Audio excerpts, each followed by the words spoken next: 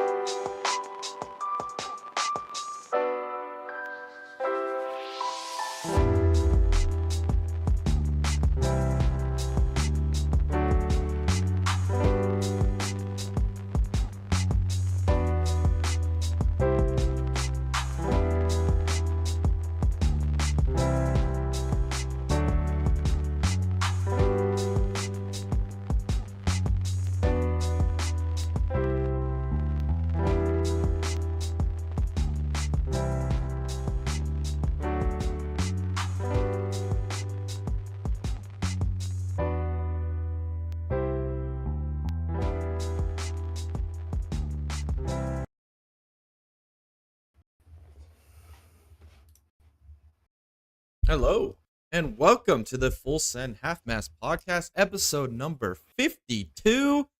Tonight, we are going to be talking about the Chili Bowl. We're going to get a big recap with that. We got a lot to talk about there. Big, interesting week there at the Tulsa Expo Center. Can't wait to talk about that. And then we're also going to preview a little bit of the Roar before the 24 and give you our predictions for who takes the pole leading into next weekend's race. We also got a little bit of news for you.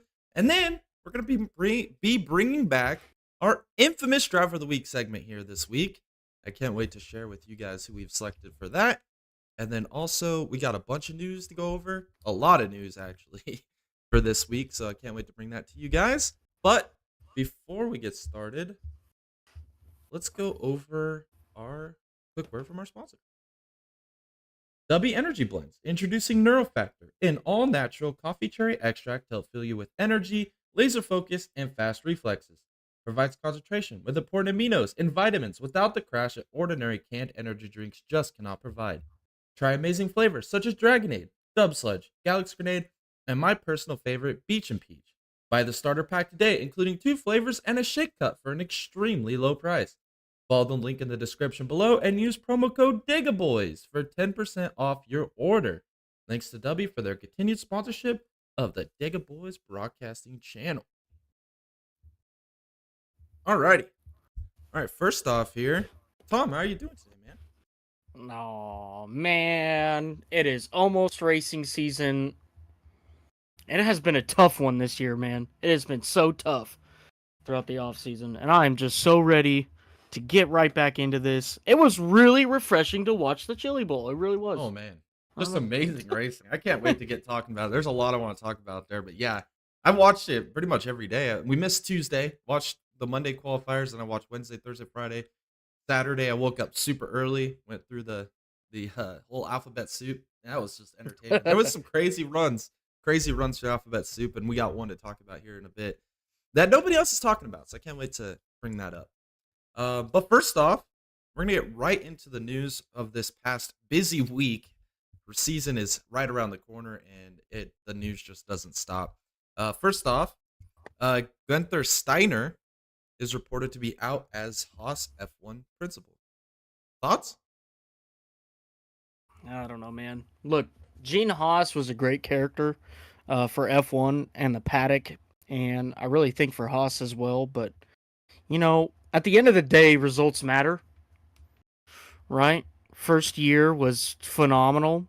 Really, the first 5 years was some good stuff coming out of Haas, but after that, it was just, I don't know. I'm going to miss Gunther. Just seeing him on a weekly or race weekend basis, but who they put in charge I don't think is any better, to be honest with you. Yeah, I don't know.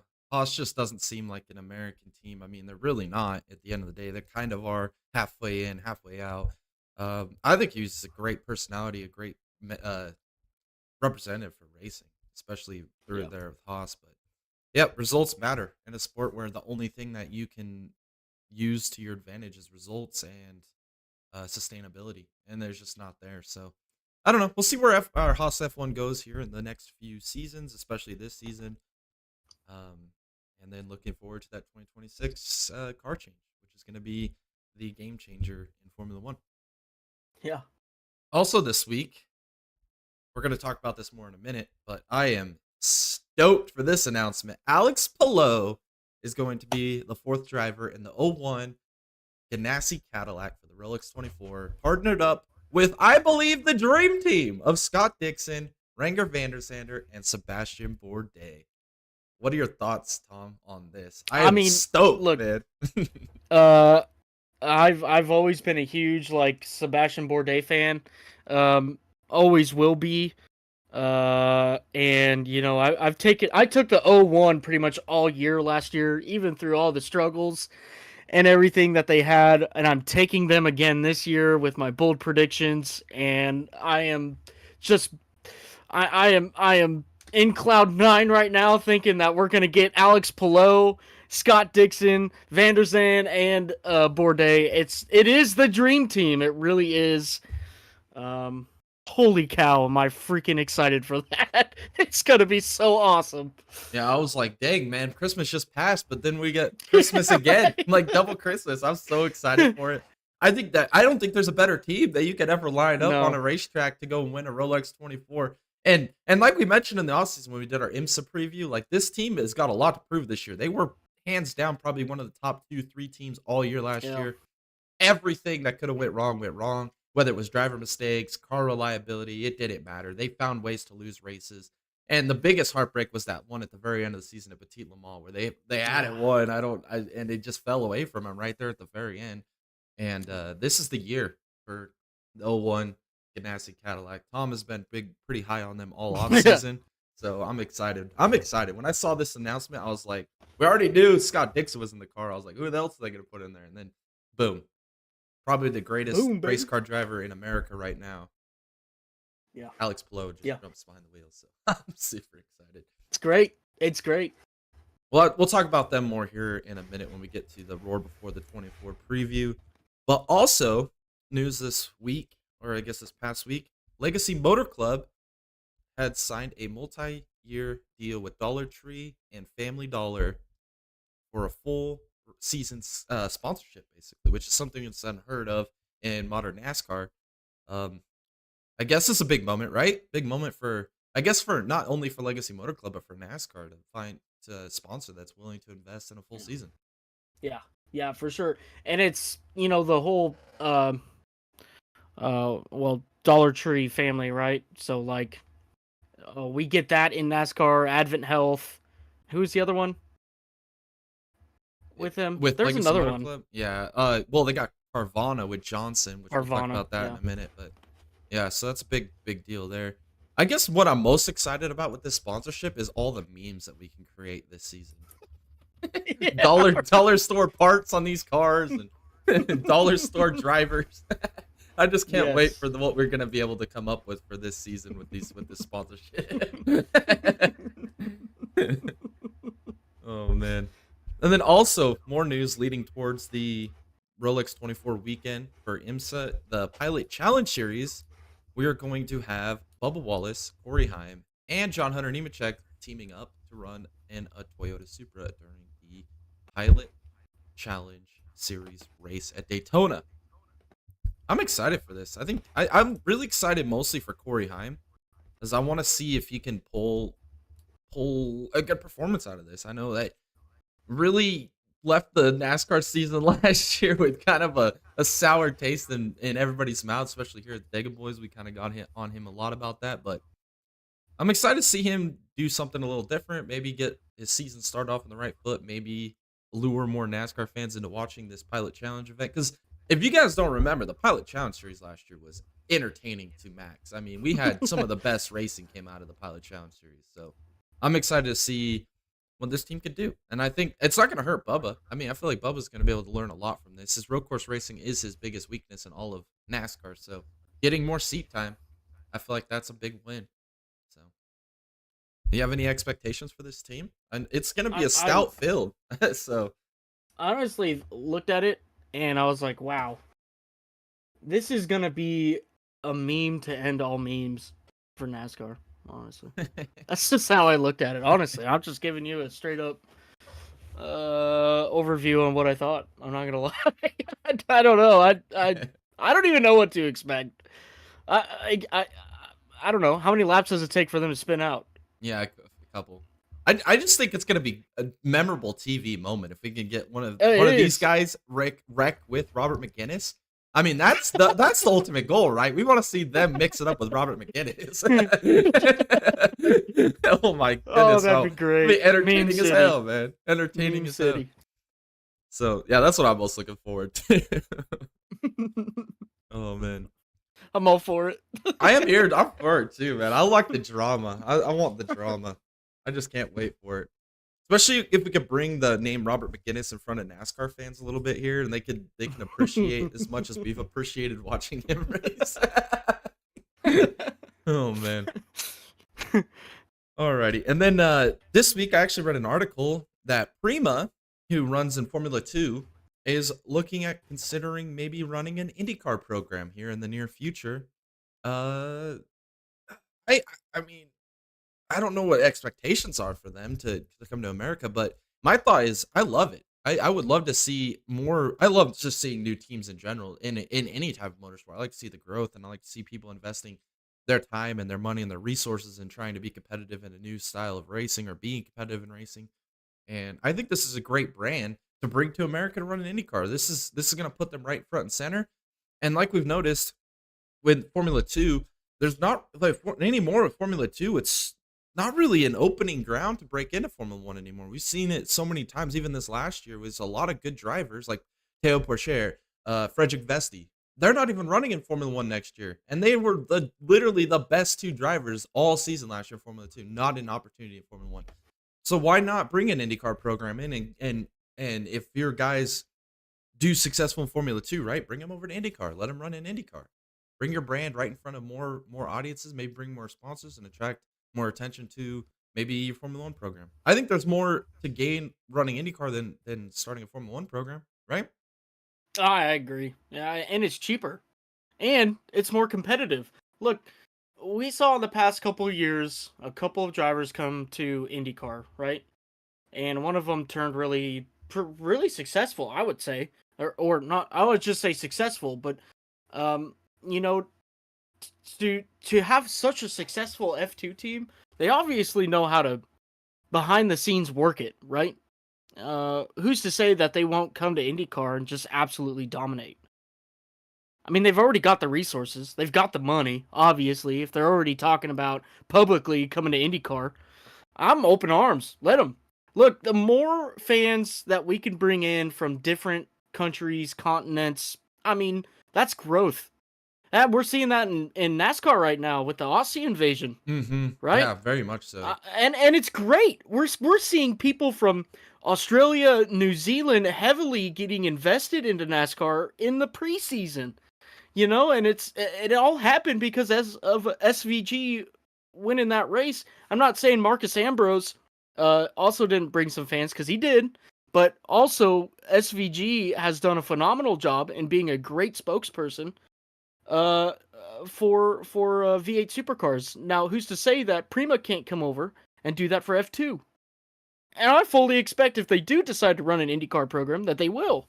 And it'll be actually more successful than SVG. That'd be my take. Yeah, I agree. Especially if I know me and Steven are with Next Simmers, we were talking about it. With Honda kind of being the premier program in IndyCar racing, Chevy's kind of taking a back seat to them. Maybe they go and lead the charge with Chevrolet. Them and Penske go team up, and they do success for Chevrolet. So Yeah. we'll see. It'd be interesting to see if we could turn the tides a little bit there in the IndyCar program. But I'm super excited about it. Also, Stephen Parsons signs with Henderson in the Truck Series, the number 75 for 2024. No expectations there. I think it's kind of sad though, because Parker Kligerman has really put that program on his shoulder the last few years. And really put him in opportunities to win races. He did end up winning one, I think, in Mid-Ohio 2 years ago, maybe, or last year. I can't remember exactly, but yeah, I mean, it's kind of sad that he won't be there. But maybe they're trying to build for the future, and they know Parker Kligerman's not the future there because he's got his eyes set on bigger and better. So I could see the move. I just don't have any expectations for Stephen Parsons. He really hasn't proven anything in his short career, so good for him, I guess, right? Right. I mean, how else can you look at it, really? You can't. You really can't. You never know till you see. So we'll have to wait and see how that plays out as the season progresses. Also, I know you mentioned this before we got on the podcast, but Justin Haley was confirmed to be in the 51 car at Rick Ware Racing. Still don't have a driver confirmed for the 15, but one of them is not going to be JJ Yaley. He is confirmed that he is not returning to Rick Ware Racing. I don't know if that means he's not going back to Cup. I know in his statement he said he was trying to find a full-time opportunity in the Xfinity Series, or at least a semi-full-time schedule in the Xfinity Series. Do we see JJ Yaley maybe make some Cup starts this season? Do we see him maybe run limited schedule in Xfinity? Because it's be like towards the end of the JJ Yaley NASCAR career? What are your thoughts here? I don't know. I'd like to think that somebody who's as long and tenured as JJ Yeley would already have something lined up before he announced that he's not coming back. Whether it's announced or not. But I mean, I don't know. I mean, how many rides open are there? There's not very many. Yeah, At least I mean, nothing at a full-time level. and it's not like he could shoot for RFK because they already got David Reagan. Yeah. And who's the other organization doing a one-off? I forget. Colleagues running part-time in and out in the Cup Series with their second Yeah. ride. Is it 2311? Yeah, it's 20. Well, there's a multitude of teams. You got like 2311, you got Childress, you got whatever it Trackhouse, is. Spire. There's like a bunch of teams running part-time, third car, fourth car, whatever. I guess all I would say is, again, someone as long and tenured as a driver as JJ Yeley would probably have something lined up before he would announce that he's not coming back. Yeah. Unless he got booted. But even then, I mean, he's driving a car in the Xfinity Series that's fan controlled. yeah, ripping the chat on So, that I mean... I feel like it's a big at loss least he's got for Rick that. Ware. Yeah. I feel like it's a big loss for Rick Ware. I mean, it like you said, he's so long and tenured in NASCAR. He doesn't tear up a lot of equipment. He's got so much knowledge and experience. So Yeah. it's kind of a big loss there. But the Justin Haley era at Rick Ware Racing begins, and we'll have to see where that goes. Yeah. All right, and then also, I thought this was kind of funny. So Rayone Brothers announced that Lawless Allen will be in their car or in their truck full time in 2024. We know that Rayone Brothers last year really took the blunt end of things from NASCAR. They were kind of It said like on a weekly basis there at the beginning of the year they were getting ramrodded by NASCAR in some way or capacity or fortune. So now they're bringing in Lawless Allen, which I mean, it's Lawless Allen. Like, and if you want to know get your opinion on Lawless Allen, just ask any Haley Deegan fan out there. They'll tell you what they think of this guy. I really wish he was going to the Xfinity Series, though. Oh yeah, I wish he would just follow Deegan all the way through because this guy is 90% of the reason why she can't win a race. Apparently. Well, that's being generous. Yeah. I think it's more like 10% of the reason why she can't win a race. Hey, the glass is always mostly full. Oh my goodness. So yeah, good luck to Rayone Brothers next year. NASCAR is not going to be your only enemy in 2024. Also, another questionable decision here by our good buddies there at the leaf cleaning company or gutter cleaning company that drives race cars on the weekends. Colleague, they announced that Daniel Dye will be a part-time Xfinity in 2024. Hey, what happened to Blake Cook? I mean, wouldn't that even be a better decision? I mean, at least he was getting top 10s in a single car team at the time. I have no words. I like we said, we've rammed this one home like the last 3 podcasts. It seems like it's an absolute meme at this point. I'm literally looking at the news cycle just to see what next decision Colley's gonna make next. And here's another one. Like, what are they gonna do next? They announce that they're not gonna show up to the Daytona 500 because they're gonna go take their Cup car to test session at like Sebring or something. Like, what's next? What's next? What's next for Colley? Like, are they? I don't know. I don't know. I don't even know what to think about it. So, yeah, Daniel Dye. Part-time in the Xfinity Series.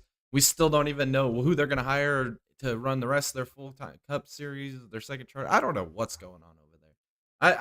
I feel like this is just an absolute joke at this point of time. I don't think there's really anything else you can say about it. Yeah, I don't. Yikes. I'm scared. L. I mean, they just take L after L. And it's L after L after L. And, it's like, they're sitting there just doing this, It's crazy. We put Daniel Hemrick in a Cup ride. We're going trophy chasing, baby. Am I wrong? No, you're not wrong. You're dead right. Dead right. I honestly think, a driver like JJ Yeley would bring more value to the team than that. I agree. 100%. Honestly. I mean, at least he can drive a fan-controlled car. Oh, man. I just, whatever. So, yeah, stay tuned to next week's podcast for our weekly colleague off-season move. Also, NASCAR announced the new LA Clash format, which, again, we change the format every year, more gimmicks, whatever. I really don't care. I mean, it's LA Clash, whatever. I'm still going to watch it because it's going to be ridiculous. But now, apparently, we're running practice and then 3 practice sessions. The final practice session decides your qualifying order for the heat races on Saturday. Run 5 heat races, split the field up between the 5 heat races, top 5 advance to main. Then they run a last chance qualifier race, which is like 70 something laps, top 2 advance, and then they get a provisional on points. So they said, oh, our goal is to have less cars. So what do they go out and do? They just take 1 car out of the field. We have too many cars in it last year, so we're going to take one of them out of the grid. Okay, guys. Big Daddy NASCAR. They don't know what they want to do with this Clash format. Honestly, it is what it is. It is what it is at this point. It's lost its luster. It's not even an all-star event anymore at this point. Yeah. I don't even know. And they won't even get 40 guys to show up anyway. They're going to get 36. Because no non-charter teams are going to go race for nothing. Like, it's just a waste of time. It's just a waste of time. Yeah. But also that weekend, Daniel, we know that the Mexico series is going to also be racing that weekend at the LA Coliseum. And Daniel Suarez announced that he's going to be running in that race. So, early favorite pick there in that race, I guess. I don't know. I mean, he needs all the seat time he can get, man. He's just had an atrocious last season and a half. I mean, ever since he won that race, it just off a cliff. So, we'll see if he can pull that one out. And then we got a couple more things to talk about here, and then we'll move on to our Chili Bowl recap. But first off, Jimmy Johnson adds 3 more races to his 2024 schedule. Adds the Daytona 500, Brickyard 400, and then I believe, if I read it right, it was also the Phoenix Championship weekend. So that puts his total up to 6 races in 2024. So I remember we did an under-over, right? Out of his 3 races, how many times could he finish on the lead lap? And we put the under-over at 1, and we both took the under. So now it's up to 6. So we have a bigger pool to gauge this off of now. So I say let's put the under-over to 2 this time. Is it under-over? Lead lap finishes at 6 races, 2. Under. Yeah, I'm taking unders. I can confidently put like my house down on that, and I wouldn't bat an eye. Yeah, I mean, honestly. Yeah, I don't think that anything's gonna change there. I just don't. I mean, yeah, Jimmy, you had a run. You had a run. You really did dominate NASCAR for a solid 12, 13 years there, but it's over, man. It's over. And It's over. you know, apparently my Christmas gift wasn't enough. Yeah. No, you begged for his will to quit something, and he just gets like the double will to continue. Just he doubled down. He really doubled down on it. Yeah. Really. It's crazy. And I might just have to request that You Tried trophy back from him because he's trying too hard now. Golly. So it's painful. Yeah, it is painful. It's very painful. It is very painful. Yeah. But all right, final bit of news here, and then we'll move on to the Chili Bowl. So Jeffrey Earnhardt signs a part-time deal with Sam Hunt Racing in the Xfinity Series. Just again, like I said with Stephen Parson, the Lawless Allen, Daniel Dye. It's just another seat filler. See what they can do. No expectations, and good luck. You know. Yeah. I think that's all you can really say. Yep. Alrighty, so now it's time to talk about the Chili Bowl. What an awesome week of racing that was this week of the Chili Bowl. The Monday qualifiers were exciting. Tanner Carrick ended up taking the night there. Tuesday was exciting. We saw Buddy Kofoid take the night there. Wednesday, absolutely thrilling. Corey Day, I believe, won on Wednesday, and then Thursday was Spencer Baston, and then Friday. This is the one I want to talk about the most, is the Friday night event. Going into the weekend, me and Tom both had Logan Seavey as the favorite. I mean, hands down favorite. Should have been everybody's favorite. And his heat race didn't score a lot of passing points. Kind of buried him in the field in the A main. Did pretty good enough in his qualifier to get a decent starting position in his qualifier race.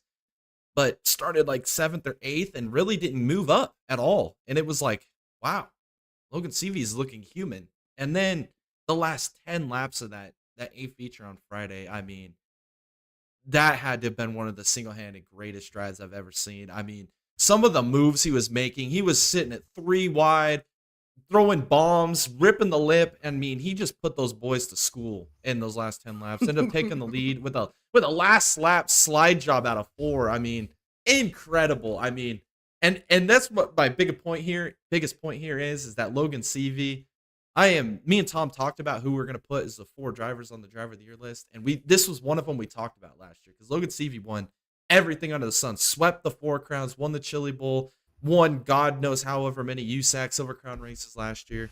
And we were like, man, we should have put Logan Seavey on that list. But I don't know. I feel like we didn't give him enough respect, and we should have put him on the dang list. I mean, this guy is unstoppable. Yeah. And not only the week he had, right? He wins the Race of Champions on Monday night. wins the qualifier with just an absolute impressive drive on Friday. Ends up getting or draws the number 1 slot for the pole shuffle for Saturday. So everything is just lining up for Logan Seavey.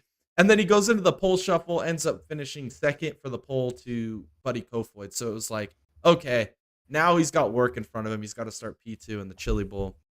And yeah, we'll talk about that here in a second. But first off, I want to talk about 2 things here.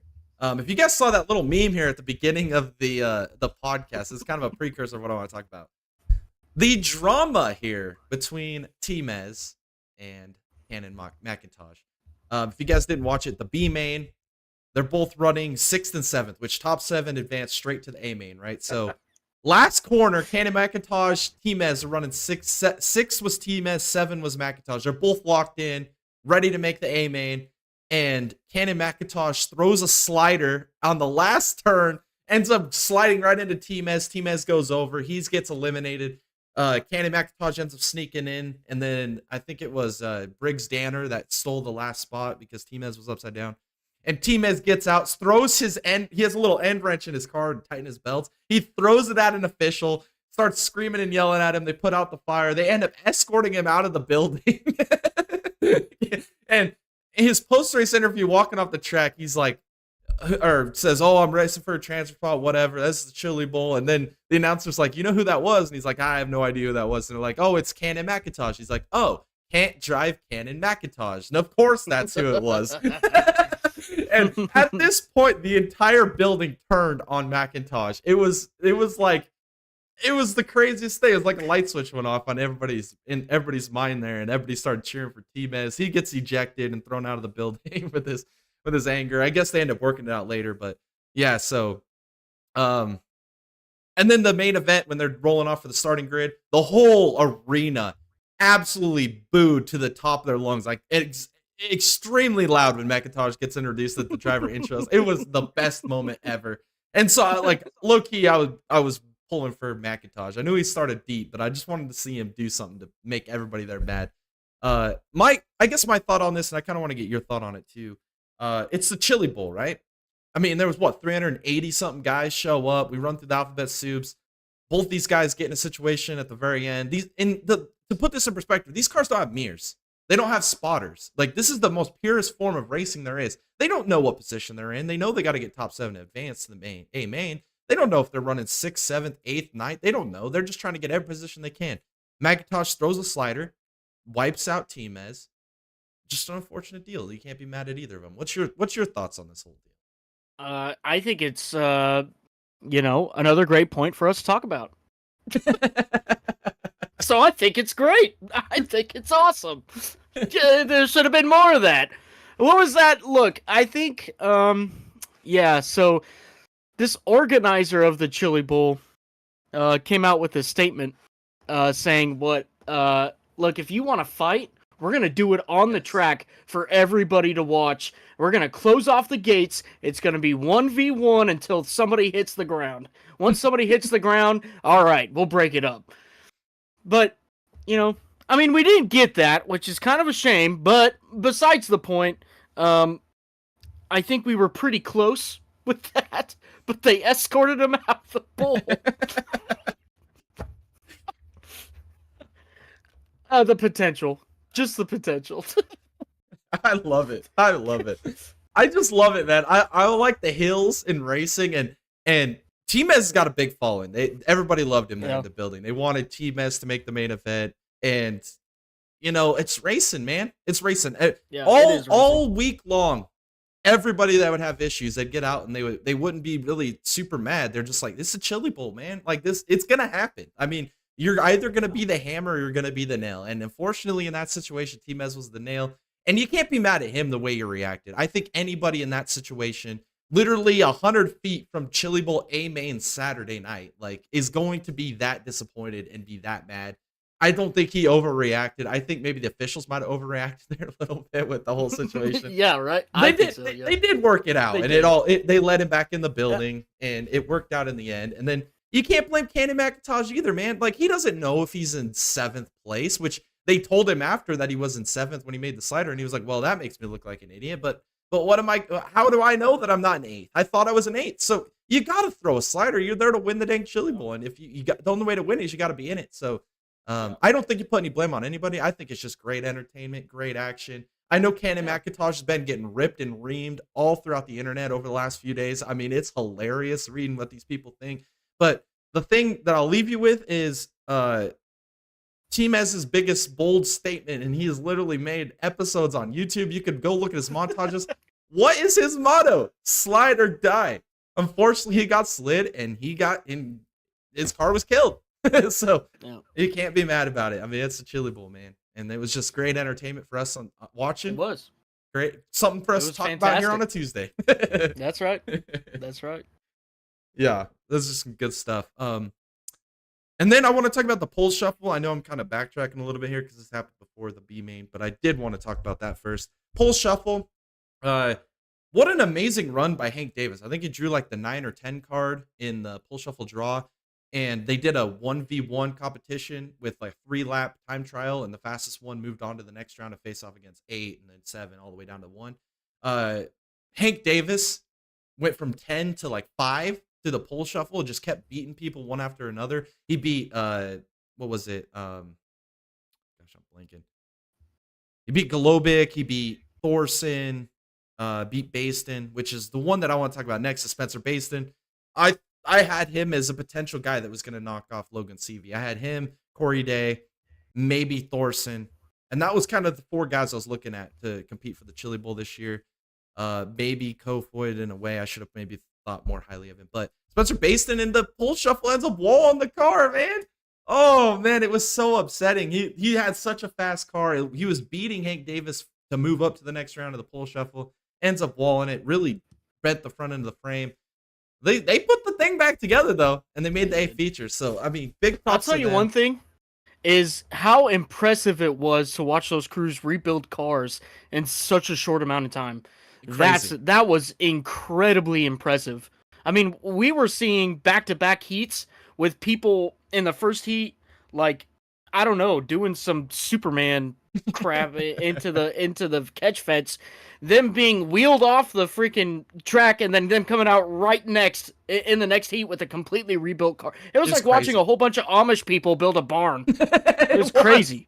It was super impressive. I mean, it's crazy, man. The Chili Bowl is the way I look at the Chili Bowl, I think it's the most purest form of racing there is in the world. It's a 5th mile track inside of a dome. 300 some people there. They got the shot guys there. They've got extra parts everywhere, and everybody's just building and working on cars. And I mean, it was just an impressive weekend, and just some of the craziness. I mean, there was crazy racing, which is what I want to talk about next. This guy deserves all the absolute credit in the world. Yeah. Nobody's talking about it. Not a single freaking soul on the internet, and it is a damn crime and shame. He had a really bad qualifier night, ends up finding himself in a D main to start Saturday night, and he started P4 in his D main and drove all the way into the A main. He's hitting the final transfer spot at the line like 3 times in a row, like drag race to the line to get that final transfer spot to move not only from the D to the C, to start at the back of the C, to drive his way up through the C, just to be able to get in by 1 spot to the B, and then from the B drives his way all the way to the A. And not only did he make it to the A, he drove from like 21st starting position to 4th. To 4th. Jason Pursley, man, this guy deserves all the credit in the world. What an absolute weekend he had to climb through the soups. I mean, we saw Torgerson, I think, drive through like 3 or 4 soups earlier in the day from like an O all the way up. And then we saw Tanner Holmes do the same thing from a J to like an I or no, a J to like an F, I believe. So we had a couple good storylines building, but nobody, I think, had Jason Pursley driving from a D main all the way to an A. Not only an A, but a 4th place in the Chili Bowl. Impressive. Absolutely impressive. What are your thoughts on that? I mean, that's just crazy. What an absolute Chad. I mean, if you guys really saw and watched the Chili Bowl and saw what Pursley did, I mean, that was like, it's one for the books, man. It really is. I mean, I'm not that refreshed in Chili Bowl history and whatnot, but that's got to be one of the greatest drives that Chili Bowl has seen. It's got to be. It's got to be one of the ones where, you know, we'll always look back on this year's Chili Bowl and be like, man, you remember what Dason Pursley did? We're like, man, that guy's a Chad. Yeah. You know, That car was just unbelievably fast. And like, I mean, he could rip the lip. You still got to wheel it though. Yeah, you still got to wheel it. And he did it without flaw. I mean, unbelievable. It was insane, especially with all the cars around him and the changing track conditions that were going on from the whole alphabet soup that we were witnessing. I mean, it was insane. It was impressive. Absolutely impressive. I mean, I'm still in awe, and that's why we wanted to give him some love here on the Dega Boys channel, because nobody's talking about it. They will be talking about it next year. Next year when the Chili Bowl runs back around, they're going to be in the alphabet soup, and they're going to be like, hey, you guys remember last year when Dason Pursley ran from the D-Bane all the way to the 4th in the feature? And they will talk about it then, but nobody's going to be talking about it for the next 12 months. So we're going to give them the love here on this channel. And then overall, Logan Seavey ends up winning the Chili Bowl. Had a good battle there with Kofoid early on. I think, Kofoid took the lead right there, right off the start, because he had the pole. Seavey drove by him about like lap 3 or 4. And then Kofoid finally got back by him about lap 6. But his transponder had issues. So he led a lap, which all you had to do is lead a lap. So if another caution comes out, they go back to the running order of the previous lap. He did lead a lap, which is so unfortunate because the transponder didn't pick it up. So when the caution did come out, they put CV back in front of Kofoid. And that's wrong. It was just so unfortunate. That's like that late model race that happened last year. Hudson O'Neal and Bobby Pierce. Yeah. Yeah, it's the same thing. It's a crime. That was a crime. And that would have been a great battle anyways, because CV was quicker. Yeah. And we would have had a battle for the win. I mean that would have been, man, that would have been storytelling right there. Yeah. I don't know. I don't know how I feel about. Well, I do know how I feel about it. It was a crime. Yeah. Yeah, you got to feel bad for Buddy Kofoid. I feel like his time's coming though. I mean, you can't run at the front of the Chili Bowl year after year after year and not get one. I think his time is coming. I think right now we're just in the Logan Seavey era, and I think he'll probably win another 1 or 2 more in a row because he's just that good. But Kofoid's gonna win one here before we know it, and he's still really young. I mean, he's early 20s. I mean, he's got lots of time. I mean, he's gonna win one of these eventually. So, yeah, it just sucks that happened. All because of a transponder issue. They did put CV back in front of him. And to be fair, right, the track, I think you could agree with this. The track was racy for about 40 laps. I mean, it was 3 lanes wide. You saw, like we mentioned with Dason Pursley, I mean, if the track wasn't as racy as it was at the beginning of that race, I don't think Dason Pursley even climbs through the field like he did. I mean, he did a phenomenal job driving from the back to the front. But then it was about lap 40, lap 42, somewhere in there. You could just tell that the outside top lane was gone. It was just a rubbered up track on the bottom, follow the berm. And it was just so unfortunate. And I don't know how you fix that. They did the track prep before the D mains. I don't know if you want to move that up before the C's maybe next year.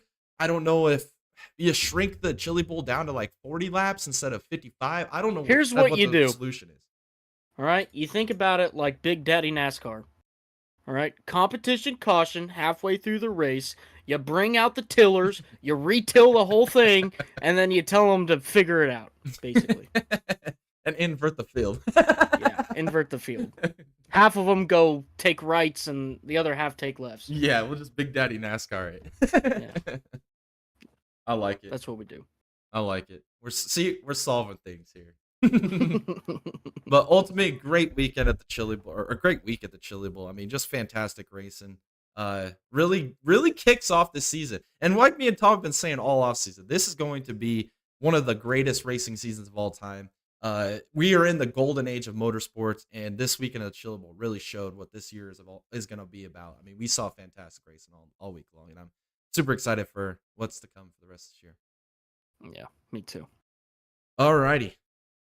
One more mention, though, before we move on. I want to give a big shout out to Bobby Pierce at the Wild West Shootout. He won 4 of 6 main features, and it was so heartbreaking on Sunday night. He leads most of that race.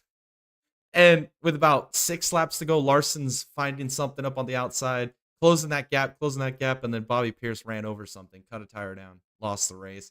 And the thing that sucks is if he would have won that race and won 5 of 6 this weekend, he would have had a $126,000 payday at the end of that, and it was gone in an instant. The whole thing, so upsetting. And everybody in the post-race interviews started interviewing, what was it, Mike Marlar, Kyle Larson. They interviewed somebody else there as well. And they were, all of them in their post-race interview said, man, we all feel terrible for Bobby not being able to pull off that big payday.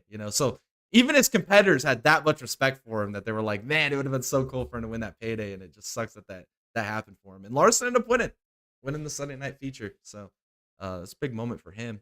So he did salvage the week, He missed Chili Bowl by having just an absolute horrific run in the Thursday Dumpster qualifiers. fire. It That was so dumpster, bad. dude. It was so bad.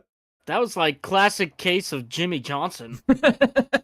I mean, I might be a little embarrassed for him.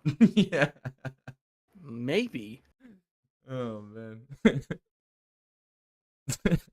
have no I'm with you too, man. That was crazy. He had race from like the D main in this Thursday qualifier with how terrible his heat races went, and then ends up rolling down the backstretch in the A. Yeah, yeah, it was crazy. But overall, good weekend there. Wild West Shootout, Chili Bowl, just amazing racing to really kind of kick off the 2024 season. Alrighty, I think it's time that we talk about the Roar Before the 24. This weekend we got 2 races for the VP series, and then also practice and qualifying for the Rolex 24. I'll let you go first, Tom, because you've been just you've I'm kind of itching, been, baby. yeah, you've been leading the cause here for this. All right, so we just gonna go straight into poll. Yeah, who wins pole for GTP? Let's go. I mean, that's pretty simple right there. I mean, it's gonna be the 01 team of Ganassi, or I'm sorry, Cadillac Racing. It's gonna be the 01 Cadillac, and purely because of Dream Team. Well, and Sebastian Bourdais, but Dream Team. Yeah. Yeah, I can't disagree with you. I can't. And I don't even know if, like, I went to a random person on the street and told him that the 01 team was gonna win pole. The only thing I could say was Dream Team. Mm-hmm. I mean, there's really, I don't know what else to say. I'm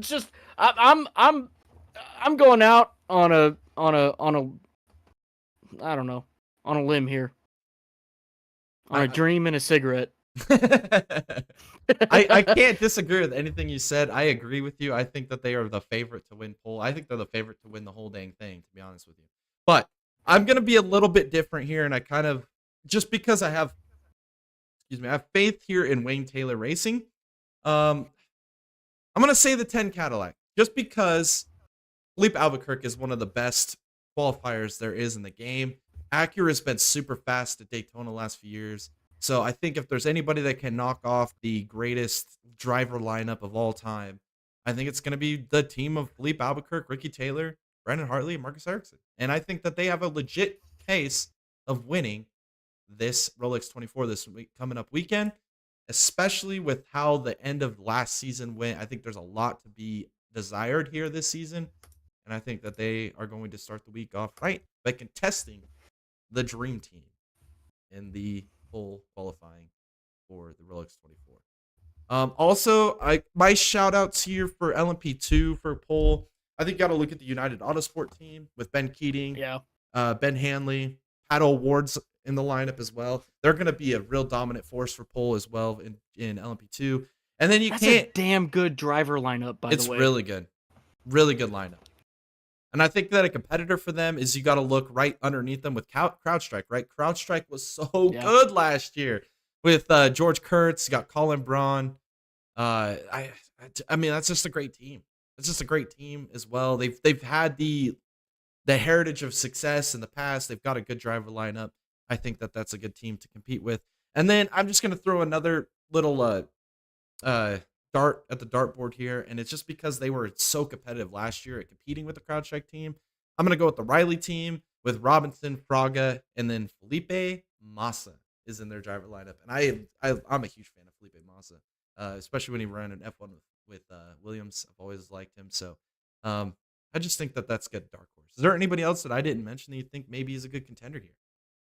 Just on a personal note, I would watch the number 99 AO Racing, and purely because of Matt Brabham. Because I'm kind of a Matt Brabham fan. But,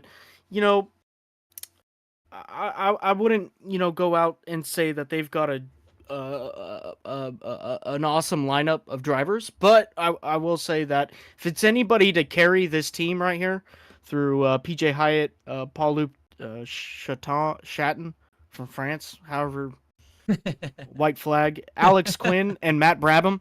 Matt Brabham's probably going to be the team leader there, and I'm fairly confident in that. But I'm curious to see how good Matt does, to be honest, with his absolutely stellar performances in an underfunded car in Indy Lights. So right, yeah, I agree.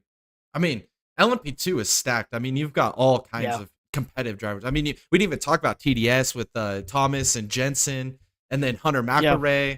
I mean, that's going to be a good team. Scott McLaughlin's over there with Tower. I mean, it's stacked. We got Paul DeRista and Felix Rosenquist with United Autosport. I mean, I am just excited. There's not really a team I look at here that is in a disadvantage. I feel like they've all got great driver lineups. It's gonna be a fight for that pole in LMP2. And then when it gets to GTD Pro, the only team that I have got my eye on that is gonna win this race, and they won it last year, Heart of Racing, with Ross Gunn, Alex Riberas. I can't say much more than that. I mean, that's a great driver lineup that they're gonna be running this season. And I think they're going to take control of this GTD Pro field. I mean, yes, you could say that the Van Sullivan team. Yeah, you could. But what were the races they struggled at the most last year? The endurance races. Endurance races. I think they turn it around, Jay. You do? I really do. I'm a big Vassar Sullivan fan. And I don't even know why, to be honest. Well, yeah. Well, some of the people I worked with when I was racing, they work there now. And I'm actually a pretty big believer in Jack Hawksworth. I think he kind of got the shaft while he was in IndyCar, but yeah, I think they turn around this year. I really do. I think that Vassar Sullivan learned a lot from last year and their struggles, and I think they're going to be just as strong this year. I think they're going to be stronger this year, for sure. I do. And it's a fun team to pull for, man. Like, there's not anything really you could say bad about them. I mean, they're just fun to watch. They've got good drivers, and it's a good story, man. When it seems like when they win, it doesn't matter if it's their pro car or their GTD car. They're gonna be just ecstatic. Everybody's celebrating. Yeah, it's insane. Everybody's celebrating. Like when they won, I can't remember what race it was this year. Last year Glenn? they won. Yeah, the Glen. Both cars won both categories. Yeah. Pro and GTD. And they literally were taking photos. It was like they won the damn Super Bowl. It was so cool. It was like a mosh pit, dude. Yeah, dude. It was awesome. In the pit lane. Yeah. That was so cool. Awesome. Everybody was excited. It was awesome. So they're a good team to pull for. And then when it comes to GTD, I really don't know, man. I really don't know. This is an easy one for me, Jay. I agree. Yeah, I'll let you sleep it off. I agree. I'm 100%. 100%. I am going with the Iron Dames. I am a full believer of these ladies here, and this is going to be their first endurance race in the Americas, and they are absolutely going to slap. Oh yeah, and that's. I'm so excited. I am. This is what I am most excited for. Far more excited for the Iron Dames to run in the 24 Hours Daytona than the Daytona 500. Oh, me too. Than like the Indy 500. I'm telling you, I mean, you don't have to agree with me. I really don't care. But like this race right here with the Iron Dames is going to be phenomenal. Winning a WEC race, winning the last WEC. Mm-hmm. What class was it again? Bahrain. It was the LMGT3 or LMGTE. Thank you, LMGTE. Yeah. Yes, yeah. Winning the last race there against a stacked, absolutely stacked WEC field. They're gonna come here. They're gonna be flexing all weekend long, all week long. I mean, it's gonna be. I'm just so excited. It is going to be. Again, it's just the start of a phenomenal year of racing. Oh yeah, and it starts with this. Especially, they didn't get the recognition they deserved for that Bahrain win at the end of the last year. But if they are able to go out and win at the World Center of Racing at Daytona in America, in front of the audience that they're going to be drawing in a 24-hour race, this is going to be the single-handed most greatest victory for females in motorsports of all time. It really is. It's going to be worldwide news. Everybody's going to be talking about it. And all I could say is that Digga Boys have been promoting these ladies since the beginning, and we think they're going to do great stuff this year. It's all start Honestly- right here at Daytona. Honestly, the premier women racers of the world right now. 100%. There's not another. Yeah, I agree. There's not. I agree. The only one close would be Tony Breidinger, but Yeah. she still hasn't. She hasn't even won a race. So I mean, Yeah, I agree. The level that they're at right now is just insane, and they're gonna put it to. They're gonna put it to the field. I'm excited to. Yep. I'm just like, super excited for this opportunity to watch Yeah. this race and see how good they could do. We'll see if they can claim pole and then ultimately get the 24, the big one. Alrighty, I think that pretty much summarizes the Royal Report 24. Basically, just a bunch of practice sessions. We're gonna get 2 VP races, which are gonna be pretty entertaining in themselves. LMP3s. I mean, that's like instant entertainment. I mean, that's like Mazda MX-5 at Martinsville entertainment right there. It's gonna be great.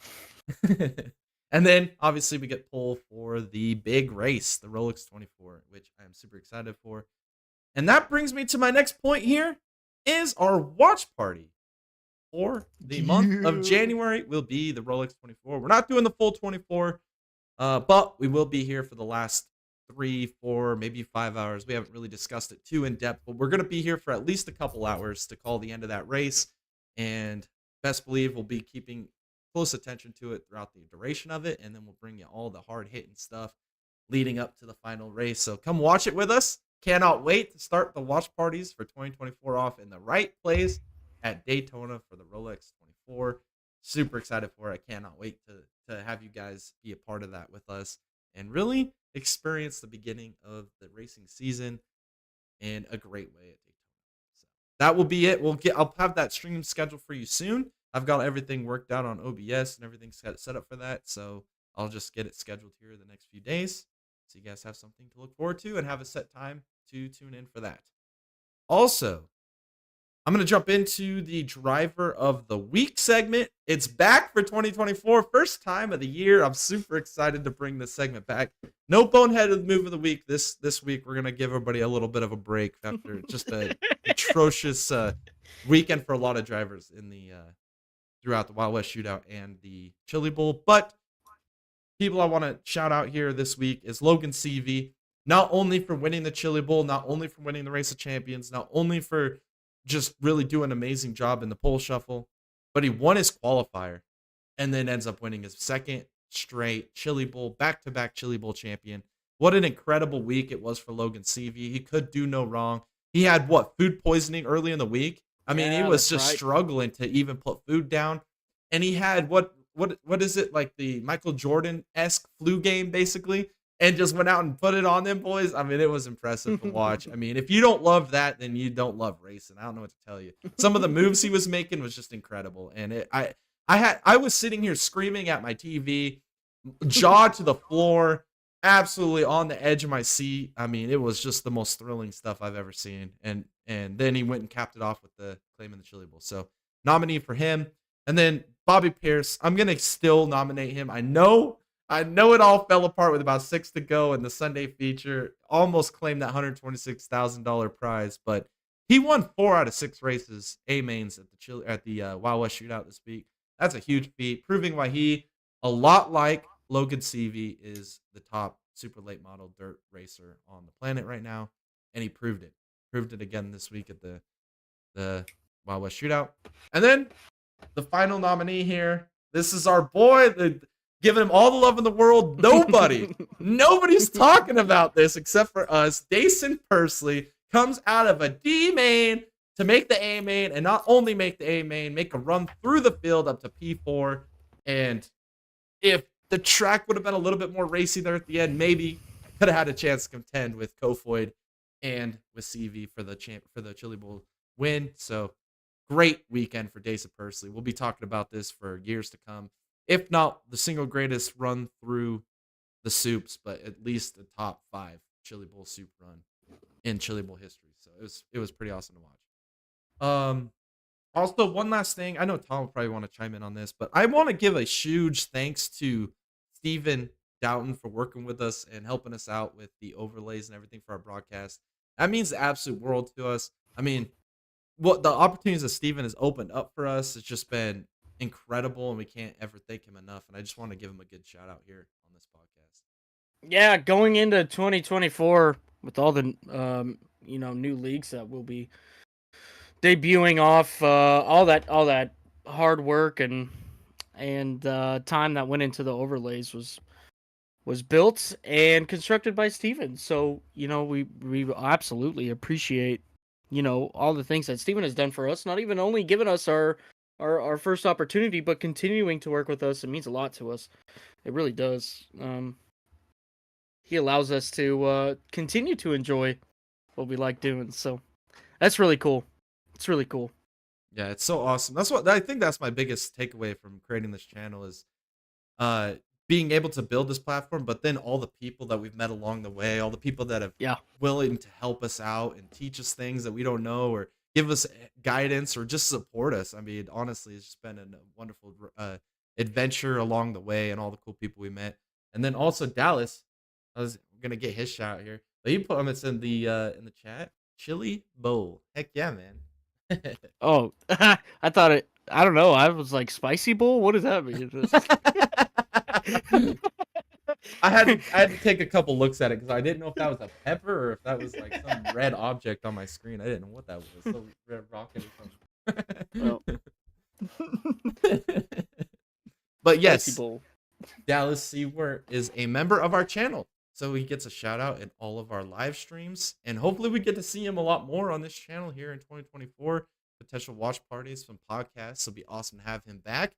But if you want to be or get a shout out just like Dallas and get some of those cool, that cool little Dega Boys emblem next to your name, some cool little emotes and such in our chats, you could join our membership program. Everybody that joins our membership program, there's different tiers for all of you from depending on your finances or depending on your investment in the channel. All of that goes back to help us continue to make this great content and these great podcasts and watch parties and broadcasts that we bring to you on a weekly basis. It is much, much appreciated. Cannot thank you guys enough for doing that. So if you would like to become a member of our channel and come and join the Dega Boys on some future expeditions and streams and whatever we are doing here in the future, because it's a wild ride, make sure to go join our membership program. Also, go check out our merch store. I'm wearing this awesome t-shirt. I had to wear this one tonight because Matt Yost brought it up in the stream last week. And yep, see, Matt, we do have this t-shirt, so make sure to wear that or buy yourself one. And then also Tom with the Big Daddy NASCAR hat. So yeah. there's lots of awesome merch on our merch store. New merch is coming out all the time, so make sure to go check out our merch store. Pick you up some swag, get swagged out, get decked out, show it off to all your friends and family, and maybe even buy them one or a piece of merch as well to rep the Dega Boys, because the Dega Boys, the Dega games are on their way at Talladega here in April. So make sure to go and support your Dega Boys leading up to the Dega Boys game or the Dega games here at Talladega. Also, I just want to say, go follow us on all of our socials. Those links are in the description below, and also the handles are on the screen in front of you. Go follow us on X, Patreon, Facebook, and TikTok to see even more great content that we put on those platforms as well. Help us grow bigger on YouTube. And also, thanks to everyone who's liked, commented, and subscribed on our channel. It means the absolute world to us. And first off, we are under 50 subscribers away from 1,000 subscribers. We are so close to 1,000 subscribers. It's been a crazy journey, and we're that close to 1,000. So make sure you guys share it with all your friends, your family, your boss, your coworkers. I don't care who it is. Just go tell them about the Dega Boys and have them come support us. We're so close to 1,000 subs. Every one of you means the absolute world to us, and we can't believe we've already gotten this close to that threshold, and that's what we're striving for and looking to achieve. So help the Dega Boys out. Help the boys out here. Help us get to 1,000 subs here. I know we could do it, and we appreciate every one of you. And then also King of Camo. Tom, you want to talk about our good friends over there at the King of Camo? Always. Heck Always. yeah. Hey, look, so like the King of Camo, right? They're gonna be part of this Dega game stuff. So Jay and I will be directly competing against these guys. So when I say to go and check them out, go give them a like and a subscribe and a comment, hashtag Team Dega Boys. It's not for it's not for no reason, right? We gotta get in their heads. We got to let them know that Team Dega Boys is going to win this, right? So, anyways, if you guys like firearms or, gun customization, anything from, mild to wild, in regards to maybe some Duracoat, or maybe you want to do something a little bit different than everybody else, go check out the King of Camo. They got some cool stuff over there. They got lots of funny videos. I was just watching it the other day, and I still can't stop laughing. I mean, they got some good stuff. And a big congratulations to them. They just hit 10,000 subs, and they're growing every day. Really cool group of guys, really fun to hang out with. You guys will get to know them here in the coming months with some of the competition and games that we got going on for the Dega games. But go over there, give them a like and a subscribe and a comment. Tell them the Dega Boys sent you, and give them a little bit of that hashtag Team Dega Boys comments. Put it on every single video. Let's get in their heads. Just do it. Get in their heads. I mean, they're yeah, exactly. Just go show your support for the Dega Boys on their channel, and in the end, it will get in their heads, and then we're gonna win the Dega games. That's the ultimate goal. That's being the Dega game champion. So, yeah, that pretty much sum up this podcast. Unless there's anything else you wanted to add here tonight, Tom. Yeah, actually, Saturdays, you guys saw our first broadcast with the PSCRL. What a phenomenal race. Oh, man. Really. Throughout the whole race, we had some awesome green flag runs, some great competition between the drivers, some green flag pit stops. But at the end there, holy cow, you couldn't script that. So if you guys haven't seen that, I'm not going to spoil it for you. Go watch the video that Jay put together, the highlight video or the short there as well. You can go check that out. Man, I'm telling you, top 10 finish probably for the whole Dega Boys channel there. And what a way to come out guns a-blazing. First race with these guys. Phenomenal race. Great group of guys. So just go check out the videos, man. We're going to be doing that every Saturday. This weekend is actually bye weekend because of the 24-hour race for iRacing. So stay tuned for that as well. Dega Boys might be running that. Still trying to get some logistics in place, but it's possible. So also This Thursday, we will be broadcasting another new league. That is the Backmarkers Racing League. So make sure you guys come out and check them out as well. We're going to be racing some Xfinity cars. We're going to Daytona. So that's going to be another great time. So make sure you guys come out, watch that too. Jay and I will be in the booth, as always, and providing you guys some of the best racing content on the platform. So it's going to be great. I'm so excited. Yeah, I'm super excited. It's going to be a little bit different. We haven't done an Xfinity League before, and this is another new league that we're working with. So I'm excited to introduce this league to you guys on YouTube and really promote their brand as we continue just to work on chasing our dreams, becoming racing broadcasters, and having a good time doing it and building a great audience with you guys. Next week, we will be back to kind of recap the 24-hour or the Roar before the 24, and we're going to set up the 24-hour or Rolex 24 for you guys. We're going to give you some big old predictions, give you our dark horses, kind of go through the whole format and everything for you guys here. It's going to be a huge Rolex 24 episode. And then we're going to bring Jared in actually next Tuesday. He wants to come join us on a podcast, and we are going to be giving you guys kind of our expectations or our things we're most excited for, just kind of get in depth with the racing and what we're really most looking forward to, maybe some expectations, a little bit different than our bold predictions and a little bit different than our preview, but we're going to be giving you kind of like our hopes and dreams and expectations for this season. And I can't wait to get some of Jared's opinions on that as well. So make sure to tune in for that as we continue to get closer and closer to the beginning of this racing season with all the major series. And we got a little bit of a dose of it this last week, and it was super fun to watch. I've already got the jitters and the bugs back in me again, ready to go. I feel rejuvenated. Love to hear talking about racing. And yeah, thank you guys again for tuning in. Jared and Dallas in the chat. It's just racing and Chili Bowl. Thank you guys so much for tuning in. and we cannot wait to catch you guys in the next one.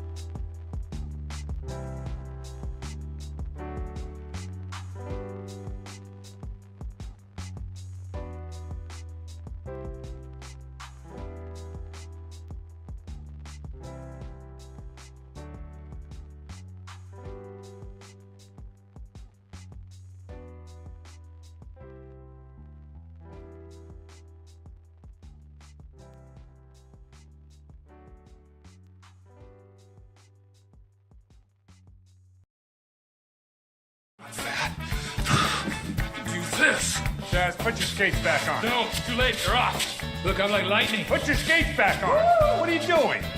Yeah. God, that hurt. Oh, yeah? Jimmy, you put your clothes on. Jimmy! Damn it! Watch my icy hot super slide. Do it. I will. It's not gonna matter because you're flat in front like Ken.